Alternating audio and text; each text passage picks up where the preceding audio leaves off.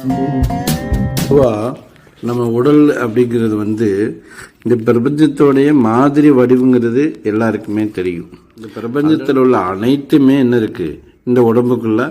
உதாரணம் பல கோள்கள்லாம் நம்ம உடம்புல உறுப்புகளாக இருக்குது. நம்ம பிரபஞ்சத்தில் உள்ள சூரியன் நமக்கு சக்கரங்களாக இருக்குது, சந்திரன் உள்ள இருக்குது, பூமி உள்ள எல்லாத்தோடைய மாதிரி வடிவம் நம்ம உடம்புக்குள்ள இருக்குது. கையில் உள்ள விரல்கள் இருக்கு பாருங்களேன், அதுவும் நம்ம பிரபஞ்சத்தில் உள்ள பொருள்களை குறிக்குது. முக்கியமாக சொல்ல போனோம்னா பஞ்சபூதங்களை பற்றி இந்த நம்ம விரல்கள் முக்கியமாக பஞ்சபூதங்களோட அதிகமாக விளையாடுது, அதிகமாக ஈர்க்குது, அதிகமாக வெளியில் விடுது.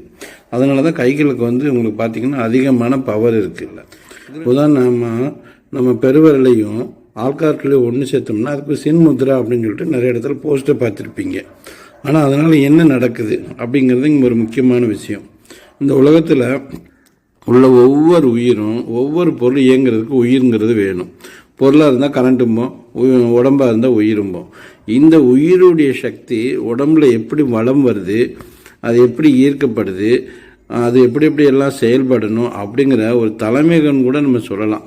எதுனா பெருவரலையும் சுண்டு வரலையும் சேர்ந்து இருக்கும்போது அது மூளையோட கம்யூனிகேட் பண்ணி, அதாவது ஒரு தலைமையகத்தில் தனியாக தலைமையகம் மட்டும் வேலை செய்ய முடியாது, அங்கே மனிதர்கள்லாம் வேலை செஞ்சாதான் தலைமையகம். அந்த முத்ராக்களை போட்டோன்னா மூளையை நம்ம கண்ட்ரோலில் வரலாம். அதான் ரொம்ப ரொம்ப முக்கியமான விஷயம். இப்போ நம்ம வலது கையில் யூஸ் பண்ணுறோம் அப்படின்னா இடது மூளையவும், இடது கையில் யூஸ் பண்ணுறோம்னா வலது மூளையவும் என்ன பண்ணுதுன்னா அது இயக்குது. இது இயக்குது, இந்த முத்ராக்கள் இயக்குது. நம்ம பொதுவாக அந்த சின்முத்ரானா பெருவரலையும் சுண்டு வரலையும் இணைச்சிருக்கிறது.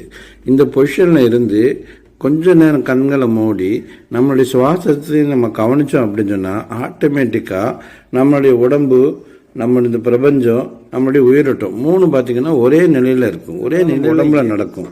அப்படின்னு பார்த்திங்கன்னா உடல் சார்ந்த மாற்றங்கள், உயிர் சார்ந்த மாற்றங்கள், மனம் சார்ந்த மாற்றங்கள் பண்ணலாம். உயிர்னா நமக்கு எங்கே உயிர் தடைப்படுதோ, ஈவன் இதயத்தில் தடைப்பட்டால் கூட சின்முத்திரை என்ன பண்ணலாம், அதிகமாக யூஸ் பண்ணலாம்.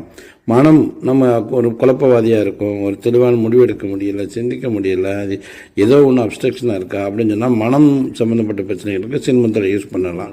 ஆதாரங்களுக்கு யூஸ் பண்ணலாம். நம்மளை பற்றி நம்ம அறியணும் அப்படின்னு நினைக்கிறோம்னா அதுக்கு யூஸ் பண்ணலாம். ஸோ இந்த மாதிரி பல வகையான விஷயங்களை சிம்பிளாக நம்ம ஒரு பெருவிரலையும் ஒரு சுண்டு விரலையும் பிடிக்கிறதுலேயே இந்த நிகழ்வுகள்லாம் நடக்குது. இது டெய்லி ஒரு 1/4 மணி நேரமோ 20 நிமிஷமோ உட்காந்து, உங்களால் வஜ்ராசனில் உட்காந்தா வஜ்ராசனில் உட்காந்து பாருங்கள். இல்லையா பத்மாசனில் உட்காரலாம். இல்லையா சுகாசனாவே போதுமானது, சும்மா சமணம் போட்டு அழகாக நிதானமாக உட்காந்துக்கலாம். அதுவும் முடியலையா மைத்திரி ஆசனம் சொல்லக்கூடிய நம்ம அந்த சேரில் கூட உட்காந்து கூட நீங்கள் என்ன பண்ணலாம், இந்த முத்திராவை